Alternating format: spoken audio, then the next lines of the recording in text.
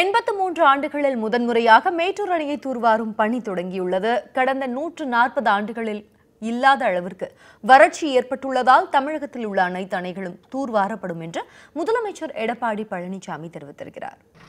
மண்வெட்டி பிடித்து தூர்வாரும் பணியை தொடங்கி வைத்த முதலமைச்சர் மண்ணள்ளும் எந்திரங்களுக்கு கொடியசைத்தார். அணையை தூர்வாரும் போது எடுக்கப்படும் வண்டல் மண் நிலங்களை வளப்படுத்த விவசாயிகளுக்கு இலவசமாக வழங்கப்பட உள்ளது.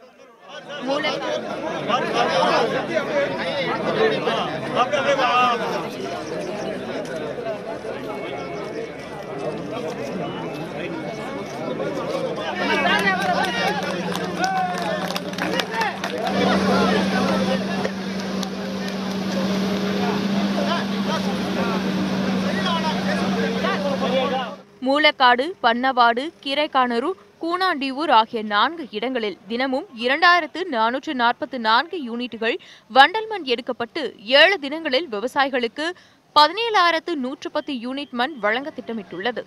புன்செய் விவசாயிகள் 1 ஏக்கருக்கு 30 டிராக்டரும், நன்செய் விவசாயிகள் 1 ஏக்கருக்கு 25 டிராக்டரும் வண்டல் மண் எடுத்துக்கொள்ள அனுமதிக்கப்பட்டுள்ளது.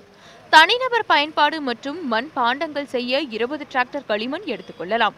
அரசின் ஜேசிபி இயந்திரத்தை பயன்படுத்தி மண் எடுக்க 1 சதுர மீட்டருக்கு 35 ரூபாய் 20 காசுகள் செலுத்த வேண்டும். செய்தியாளர்களிடம் பேசிய முதலமைச்சர் பருவமழையின் போது கிடைக்கும் மழைநீரை முழுமையாக சேகரிக்க தமிழக அரசு தயார் நிலையில் உள்ளதாக கூறினார். மேட்டூர் அணையில் தூர் வாருகின்ற பணி துவங்கப்பட்டுள்ள நற்செய்தியை இந்த நேரத்திலே தெரிவித்துக் கொள்கின்றேன்.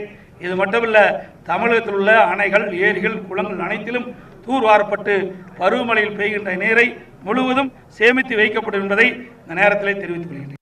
இந்த நிகழ்வில் பள்ளிக்கல்வித்துறை அமைச்சர் செங்கோட்டையன், மின்சாரம், மதுவிலக்கு மற்றும் ஆயத்தீர்வைத்துறை அமைச்சர் பி. தங்கமணி, உயர்கல்வித்துறை அமைச்சர் கே. பி. அன்பழகன், சுற்றுச்சூழல் துறை அமைச்சர் கே. சி. கருப்பண்ணன், சமூக நலத்துறை அமைச்சர் சரோஜா உள்ளிட்டோர் பங்கேற்றனர்.